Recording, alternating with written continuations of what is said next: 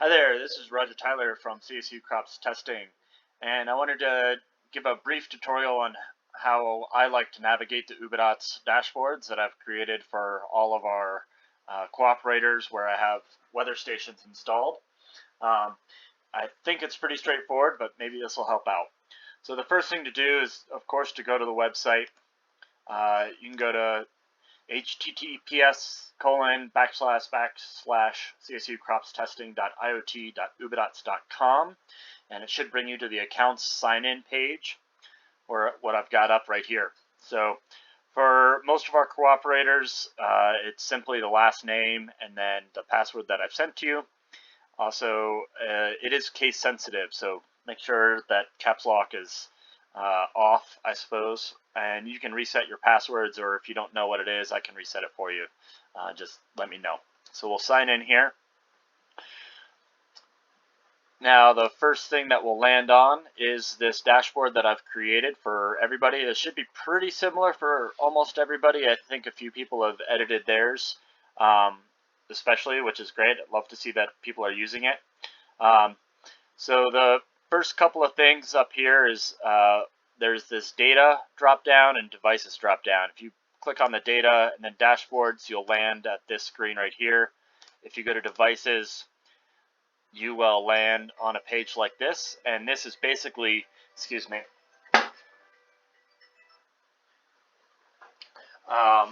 just showing the device itself that is at the weather station. Click on this, and this will give you the actual variables that you can click on and get a quick graph and then a list of all these variables. If you want, you can download these right here. Pretty simple. And I think this should send this to you in an email.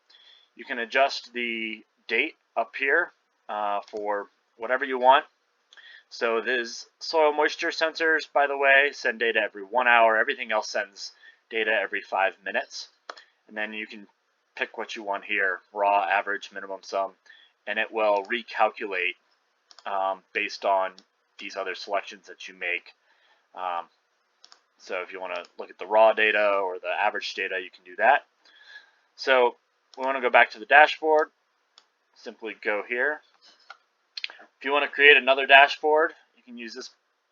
Nope, that's creating a widget. Sorry. But you can create your own widgets if you would like through this right here. We'll do that in just a second. I also want to show you that this date range up here will adjust all of the widgets on this dashboard to the time range that you selected. So right now it's for the last 24 hours, which you can see October 27th, 10:39 to October 28th, 10:30. Maybe I want to look at the last 7 days. Simply click on that and it'll reframe the date range for every widget in this dashboard for that time period that you've selected. A note here, like I said, this will be reframed for the time period you've selected. So 0.26 inches, which isn't totally correct because when I was uninstalling it, it jostled the rain gauge. Anyway, you can see last 24. This is current as well as the battery volts. Solar radiation is more useful for some of you than others because I've actually got the pyranometers installed. They've been difficult to calibrate, so I haven't gotten to all the stations yet. The wind speed is pretty accurate. The wind gusts I am working on a solution for. Also, so I think this, originally I thought this was a pretty useful graph. I don't think it is so much anymore.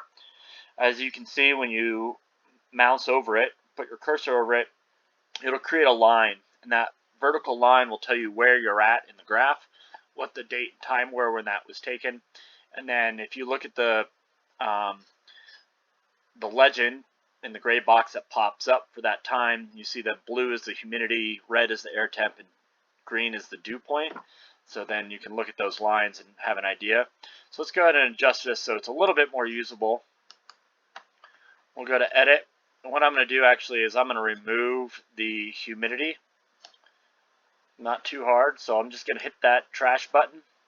Okay.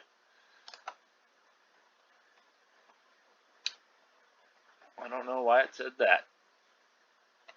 New to me.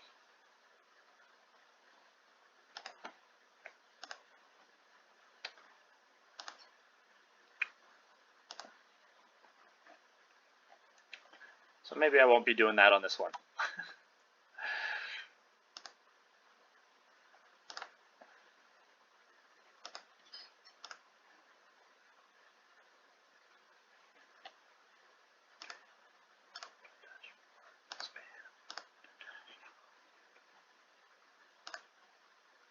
There we go. I had to set it to set by dashboard. So here we can see the air temp and the dew point. As you all probably know, when these two touch, we have precipitation. So it looks like down in Holly, we haven't gotten any precipitation from this last storm, possibly. And we also have some declining temperatures here. So we'll see how that progresses.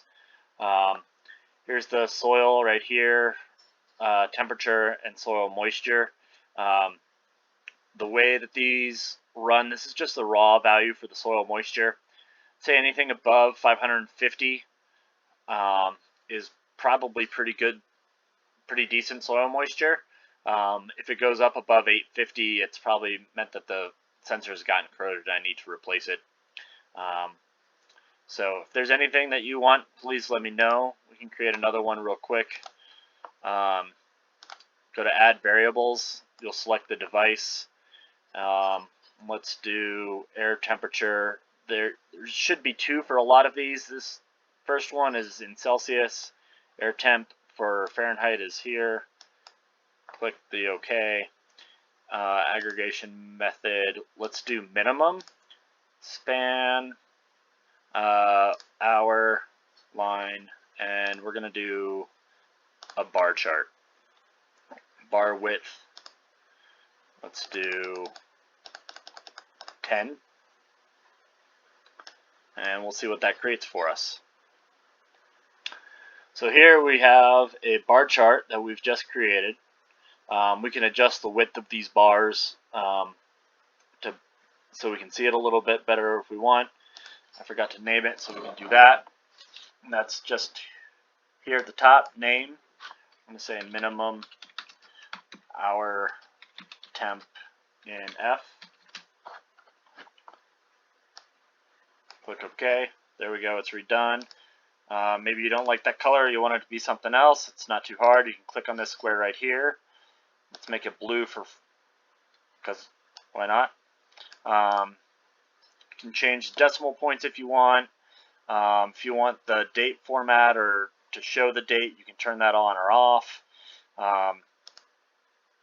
So whatever, it's very programmable. So and you guys can do whatever you want with it. These are your dashboards, so that hopefully they're usable for you. And again, you can move these around. Maybe you're not interested in this widget.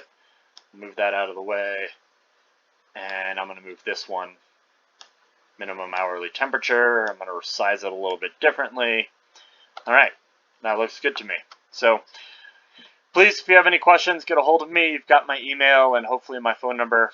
And I hope you find this useful. Great, thanks.